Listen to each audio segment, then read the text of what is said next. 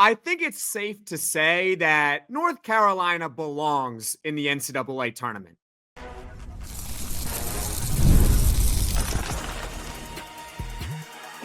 You are Locked On ACC, your daily podcast on the Atlantic Coast Conference. Part of the Locked On Podcast Network, your team every day. Hello, everyone. This is Locked On ACC. I'm Jackson Holzer, the host of Locked On Syracuse, filling in for Alex Dono. He is on vacation. He is the host of Locked On Canes. And as always, we are joined by Kenton Gibbs, the host of Locked On Wolfpack and former NC State defensive tackle.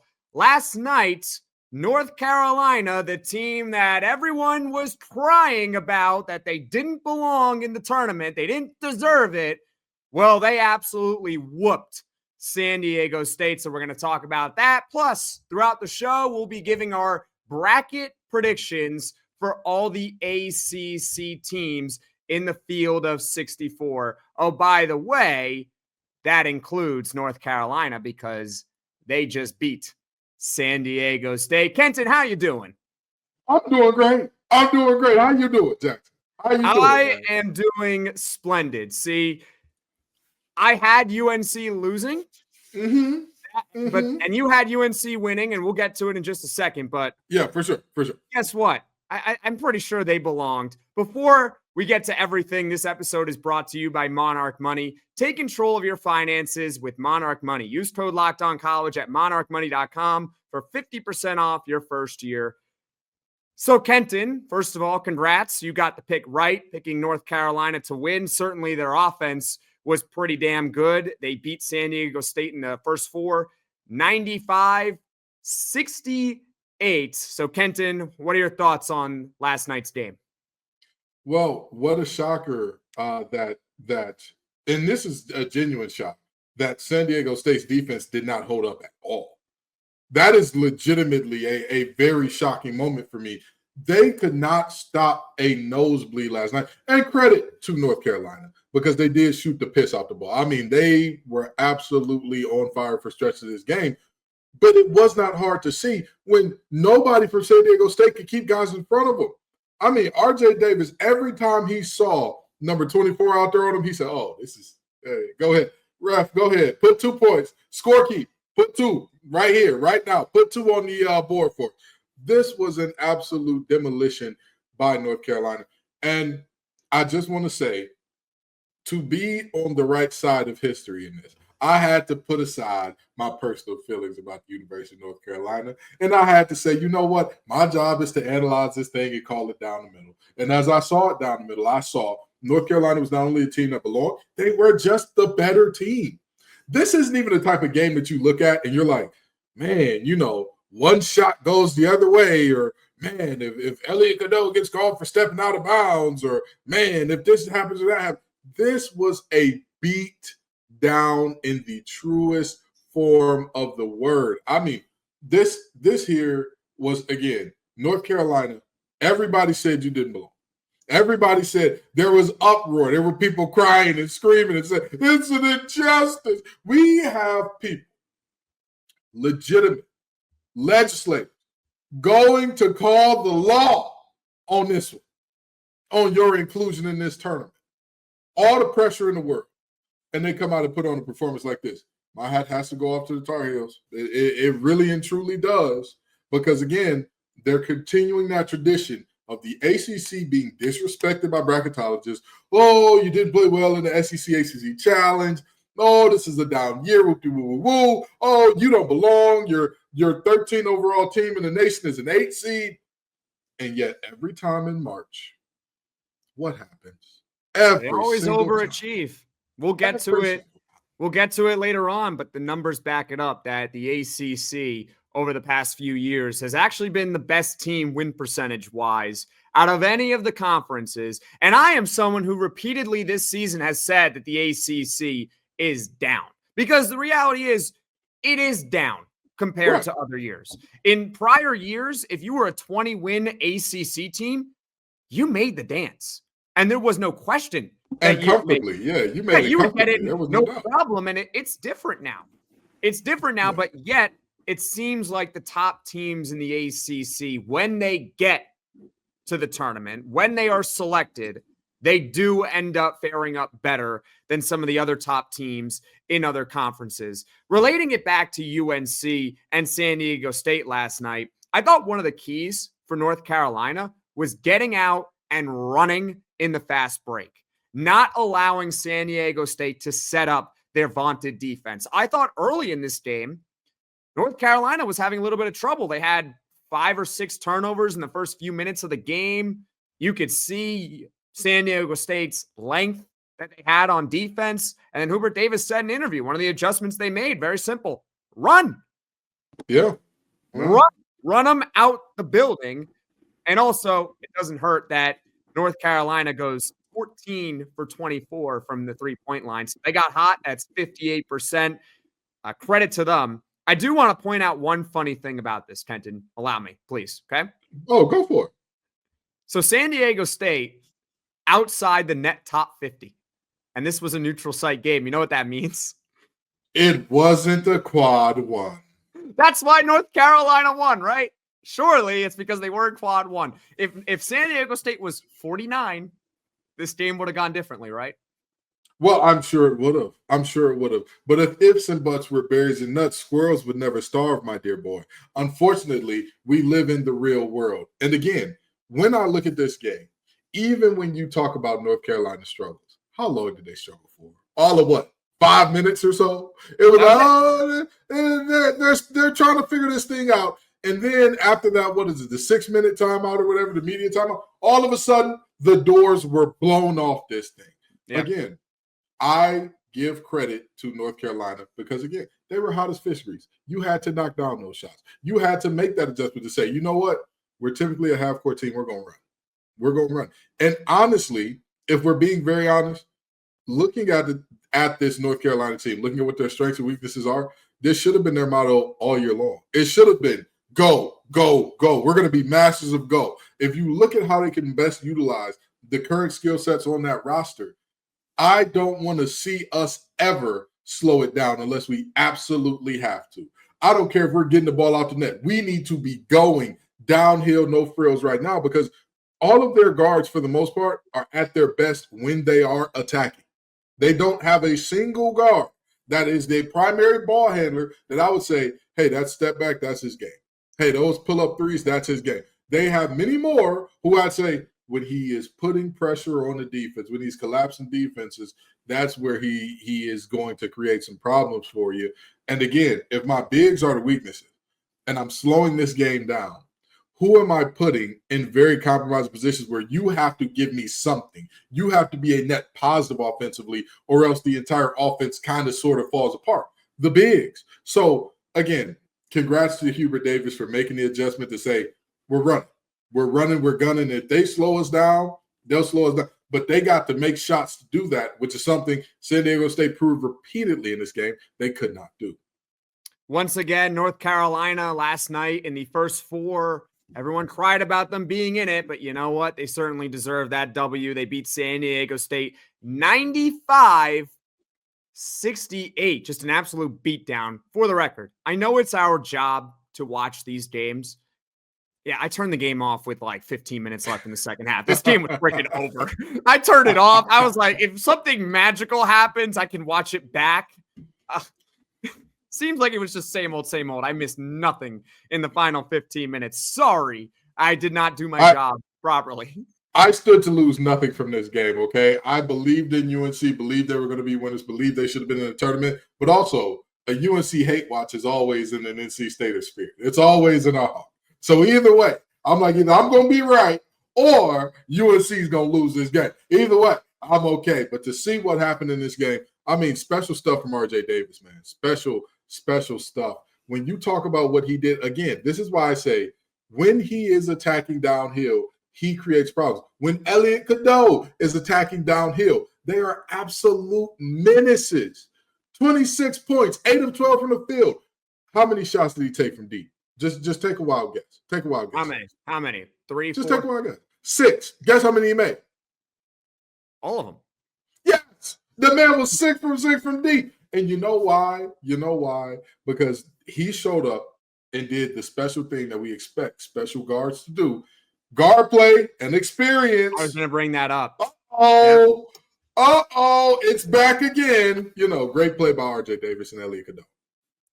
Absolutely. And so with the win for North Carolina, they're in the field of 64 as an 11 seed. They will take on 6 seed Ole Miss on Friday at 4:05 p.m. Eastern. Now, when you look at the seeds, you would think that if North Carolina wins this game, it would be an upset. But me and Kenton are going to tell you that actually it's the opposite. If Ole Miss wins the game, it would be an upset. You don't want to miss it here on Locked On ACC. Scaling your business requires the right expertise at the right time. With Upwork, you can find specialized freelancers in marketing, development, design, and more. Experts ready to help you take your business to the next level.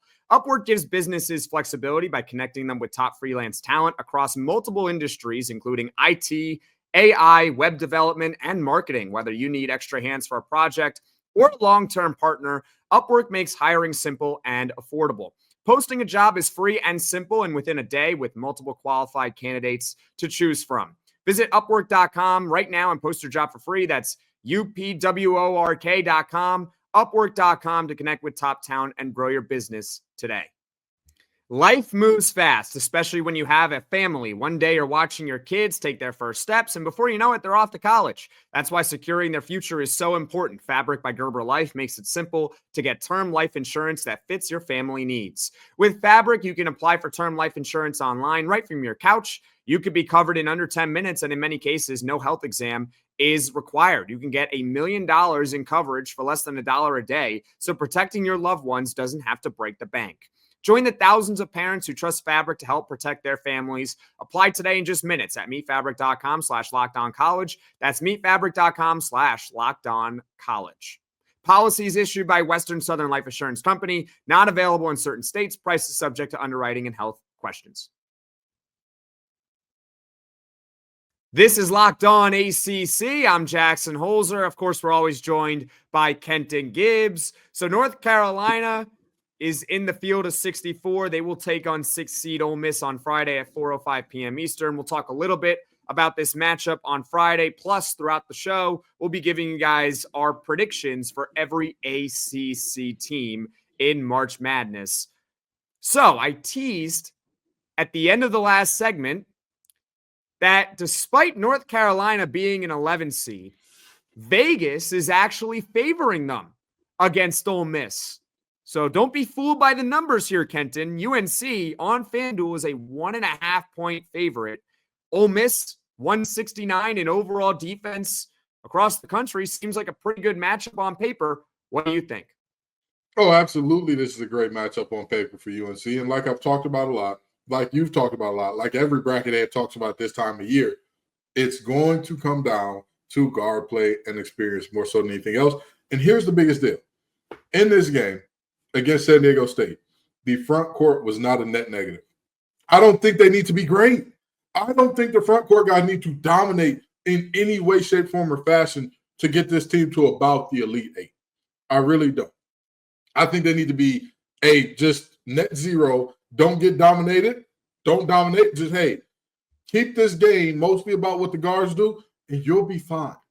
And so with that in mind, who do you think has better guards between Ole Miss and UNC? Who do you think when you look at those two teams and you say, and so that's where my answer is going to lie. I get why Vegas did it because Vegas understands the same principles that everybody else does.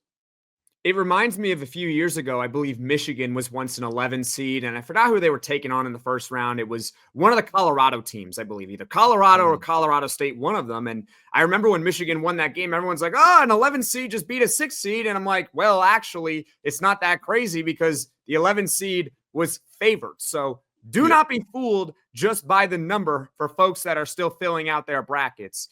You might want to pay attention to what Vegas has to say about these matchups. Both teams, to me, are very well balanced. You got 6 double-digit scorers on Ole Miss. UNC, they only have 3, but they are a much better three-point shooting team than Ole Miss. That being said, we can kind of get to our ACC bracket predictions, and we could go with North Carolina. I have them beating Ole Miss and then Iowa State before falling to Michigan State in the Sweet 16. What do you think about North Carolina and their chances in March Madness? Jackson Holzer, can you please get out of my head right now? Can you please get out of my head? Because I agree. I agree Really? 1,000%. I agree 1,000%. Here's the deal on why I see North Carolina advancing so far. And I'm 50-50 on them beating Iowa State. I really am. I think it's a coin toss. And I said, you know what? Even though I'm a Wolfpacker, I got to have some conference pride here. I got to take off my Locked On Wolfpack hat and put on my Locked On ACC hat. I got to have a little pride in these guys here. Because, like you talked about, three-point shooters, experience, senior guard who has shown us his propensity. Say what you want about RJ Davis. But one thing that you cannot say about him, when the lights get bright, he shrinks. No. He's one of the greatest playoff risers or postseason risers that we've seen in college basketball. I expect him to do more of what he did last game. Do I expect him to be as good? Do I expect 29 per game and 6 for 6 from deep? You can apply that to the whole North Carolina team. I mean, if they're going to shoot 14 of 24 from the three-point line in every game, they're going to win the whole thing.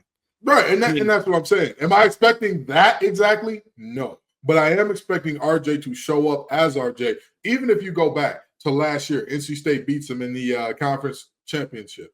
In that game, NC State threw every look you could imagine at RJ. They blitzed, they did drop coverage, they went over the top. They gave him some of everything you could imagine, and he still had a good enough game to keep UNC in the ballgame. So I'm looking at this young man, and I'm saying he always shows up when the lights are brightest. I'm expecting him to do that in the same. And Elliot Cadeau, hello, brother. Where you been?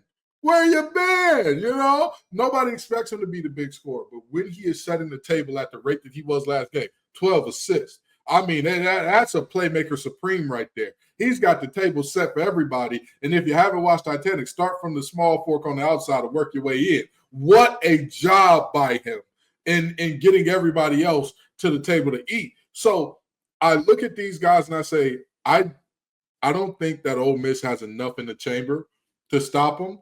And when I talk about Iowa State, again, Iowa State presents a lot of problems because they are a team that they have a lot of things going for them in terms of their guard play and their experience can match up well with UNC. But I haven't seen those guys play at the highest levels in the biggest games in the way that I have from UNC. Boy, wouldn't it be something if we end up being right and North Carolina goes to the Sweet 16. Oof, those people. We got to bring them even more tissues already. But Absolutely. I just want to get to the numbers here quickly. So, like I told you early on here in the show, the ACC tends to outperform in any other conference in the NCAA tournament. And the numbers back this up. If you count North Carolina's win last night, over the past 4 years, the ACC, you ready for this? 34 and 15 in the NCAA tournament. That is a 69% win percentage. That is the best of any of the other conferences in March Madness. So the teams that get in, they usually go pretty far. I can't believe it. I can't believe it. My flabber has been thoroughly gasted. I am confused. Every year for the past 5 years, I've been hearing, this is not your father's ACC. This is not your dad's ACC. Hey, this ACC, Jordan and Worthy ain't walking through that door. Hey, Jimmy V and company ain't walking through that door. Hey, JJ Redick and Christian Laettner ain't walking through that door. And lo and behold, it's still happening. The ACC still finding a way to win. Rick Pitino and all the things that he bought with him ain't walking through that door.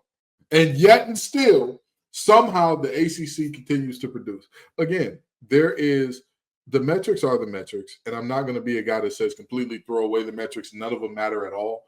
But I will say, year in and year out, we hear about how down the ACC is until it's time and the games matter the most.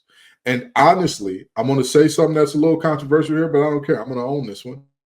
The reality of these early season matchups and a lot of these big games, when you look at how much turnover there is for some of these teams, I could really give a rat's behind about games played in November and sometimes even into December because teams are still figuring themselves out at that point. Teams are still, and I'm not just saying, only the new year should count and that's it, but they should be weighed a little bit more heavily in terms of okay, teams are finally starting to get their identity. You're starting to figure out who you are. You're starting to mesh guys that, for example, how many transfer players does Syracuse have in their rotation this year? They had 4. Okay, NC State, I want to say there was Hill, there was Huntley Hatfield, there was and James as well, or no, Hill, Huntley Hatfield, and I can't remember the other guy, but there were multiple transfers on this team that all played big minutes. Dontre Styles, how can I forget him? 3 guys that are all transfers playing big minutes out of the gates. So, you're looking at this and you're saying to yourself, these teams are not who they're going to be in the beginning of the season. But again, the ACC SEC challenge was the end all be all, and the SEC dominated. Therefore, they're miles better than everybody else. When it's like, in reality, a lot of those teams just had more continuity than their ACC counterparts that they matched up with. You're right, but also I don't necessarily agree with your conclusion because, it applies to every team. It's not just the ACC. Every team has got to adjust. And the ACC SEC challenge is in the beginning of the season.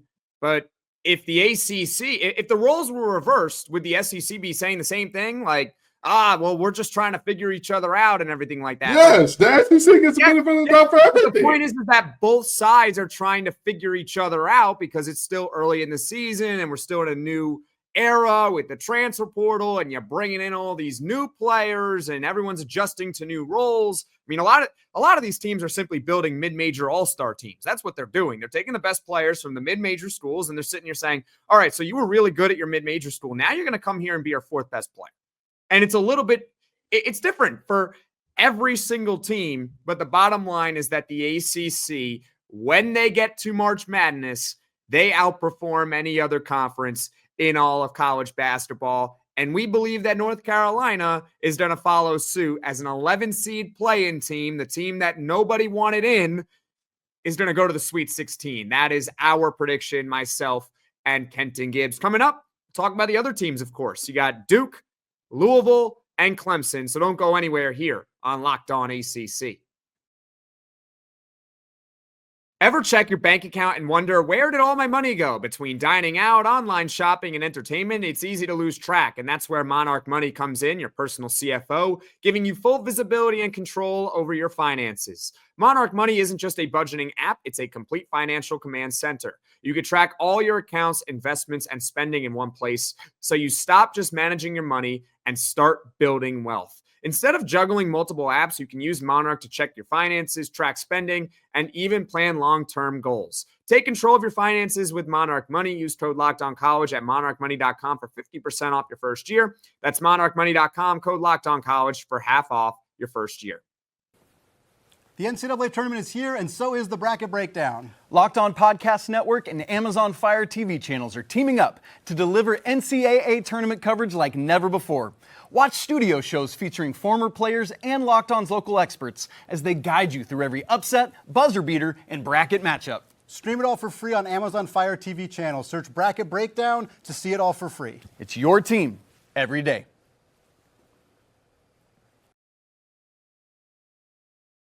It's Locked On ACC. I'm Jackson Holzer. That's Kenton Gibbs. I'm the host of Locked On Syracuse. Kenton Gibbs is the host of Locked On Wolfpack alongside Grayson Boone. And folks, later on today, you are going to hear from myself, Kenton Gibbs, Grayson Boone, and Isaac Shade in ACC Squad. I believe that's dropping at 5 p.m. Eastern. And don't worry, we're going to talk a lot about North Carolina and their inclusion in the NCAA tournament. That was before, obviously, last night's results, but still, it was a fun conversation, to say the least. Let's talk about now some of the other teams here on this episode that are in March Madness. We can go in order from seed, I guess. Let's start with Duke. Let's do it. Kenton, where do you have Duke finishing here in the NCAA tournament? And let's assume that Cooper Flagg is healthy and ready to go. Assuming that Cooper Flagg is healthy and ready to go, I don't see a world where not RJ Davis, Caleb Love, rather, his old running mate, and Arizona can knock them out. So that leaves them in the Final Four. But when they get to the Final Four, I think the Barnes boys are finally going to get it done. I think that it's Tennessee's time. I think that this is their year to finally get a national championship. I don't know what it is, but I think what Justin Gainey has done over there as an assistant coach, what Barnes has done, I think that they're finally ready, finally primed to have their one shining moment in postseason success here. And with that being said, I think that it's going to be a real tough time for Duke getting by them. Even with the health of Cooper Flagg, if Brown is not healthy and rolling at a high clip, I don't see them having enough rim protection to keep Tennessee from winning that game. This is really weird that we are agreeing on a lot over the past few days. This is really weird. I do have Duke winning the whole thing.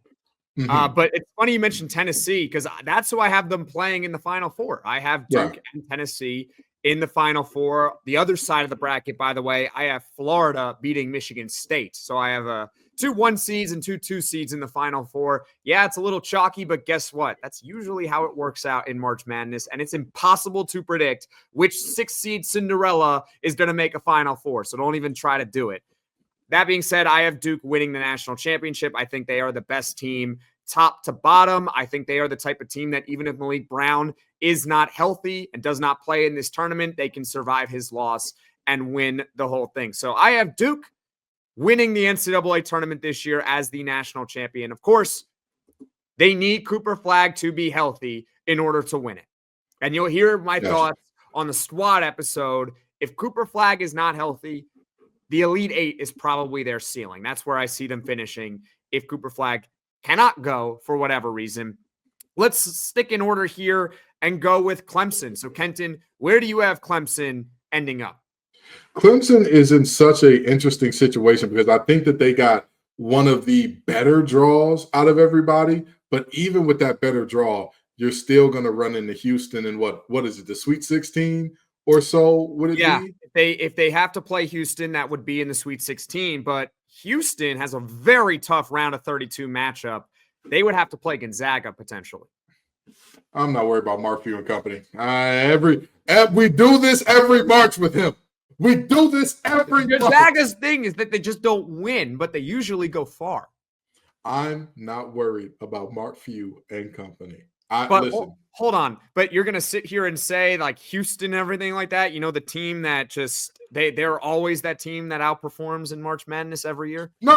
They're not the team that outperforms in March Madness every year. However, if it wasn't for one fluke injury in a terrible moment in the middle of, what was it, a Elite Eight game? No, it's Sweet Duke? 16. Sweet 16 game because against Duke? then Duke goes on to play NC State. NC State, shout out to DJ Burns, brother. I mean, you're never happy about injury, but I think you're happy about not playing Houston last year. Oh, absolutely. And this year, I don't see that fluke injury happening again. I think that they get taken out by Houston.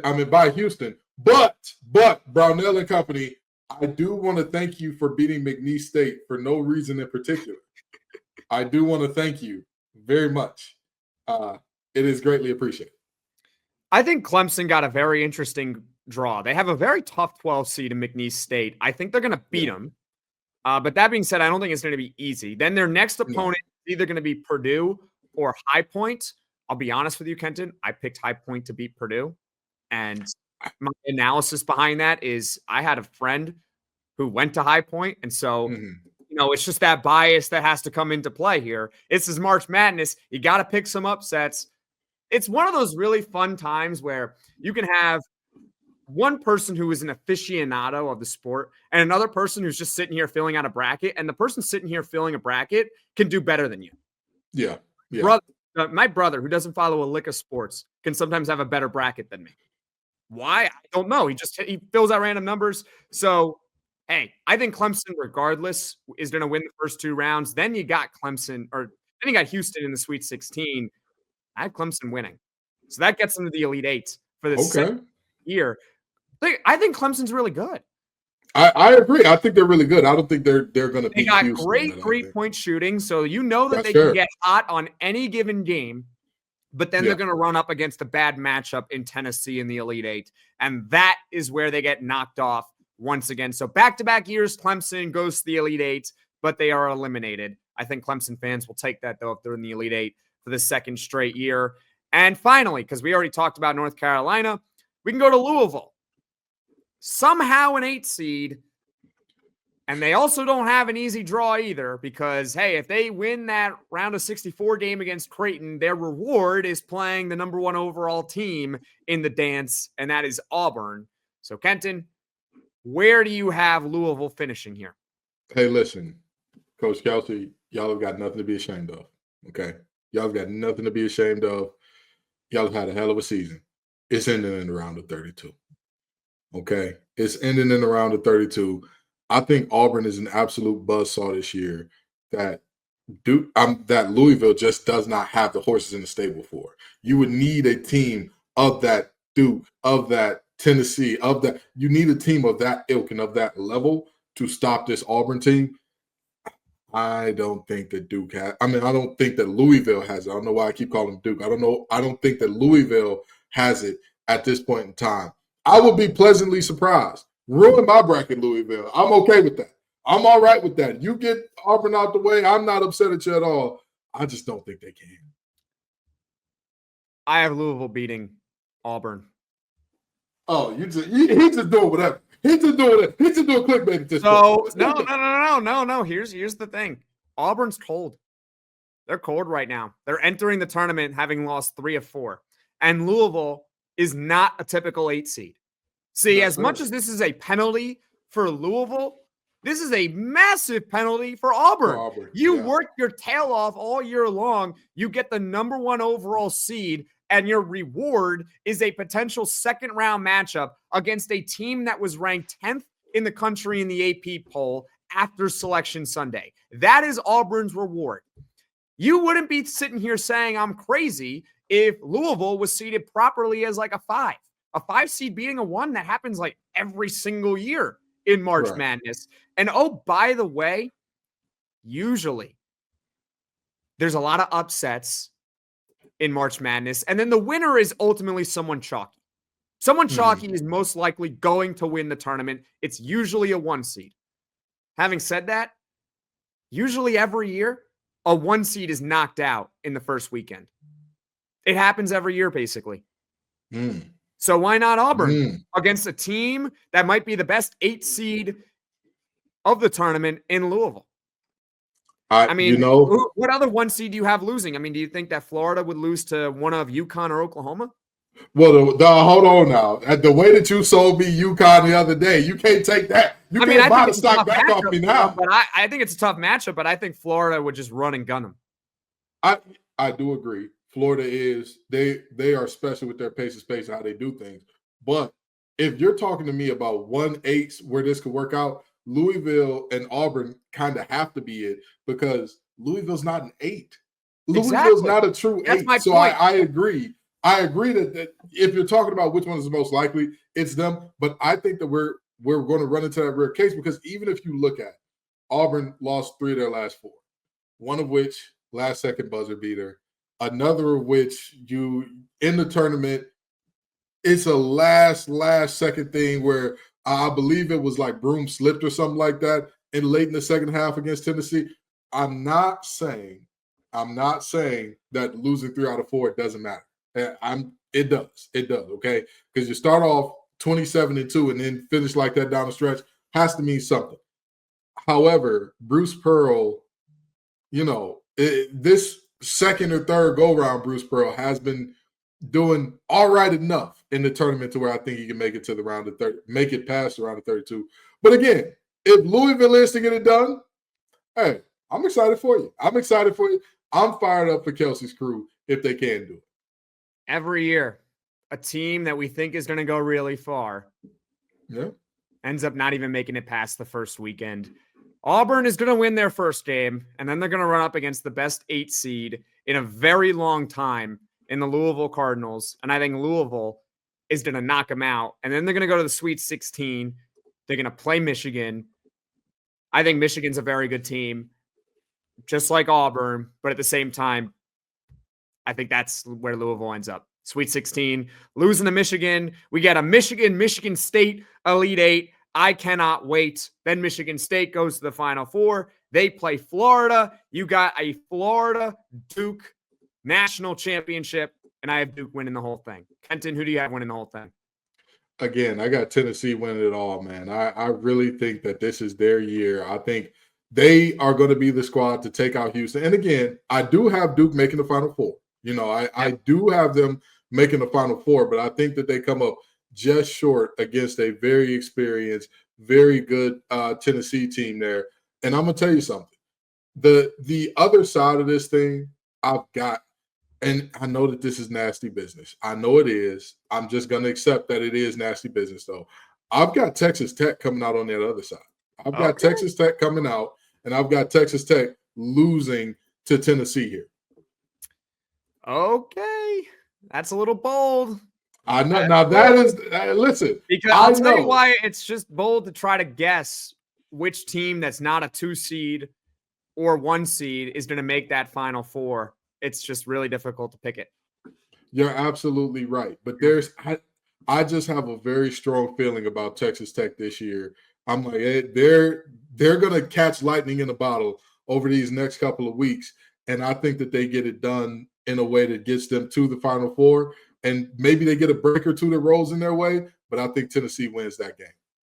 All right. So you got Tennessee over Texas Tech in the national championship. I have Duke representing the ACC, beating Florida in the national championship game. And of course, in the comments section below, tell us why me and Kenton are both idiots.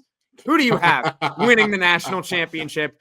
Crunch the numbers. Tell us why you think this team is going to go far. Tell us your Cinderella pick. And I'm here to tell you right now, we're all probably going to be really wrong because some 14 seed is probably going to end up in the Elite Eight, like always, because it's March and it is absolute madness. The field of 64, which really is what the tournament is, begins tomorrow. Actually, the first game is Louisville in Creighton. I can't wait. Kenton can't wait. You can't wait. Folks, this has been another great episode of Locked On ACC. And coming up later on today, Locked On ACC Squad, where we talk more about March Madness. Everyone, take care.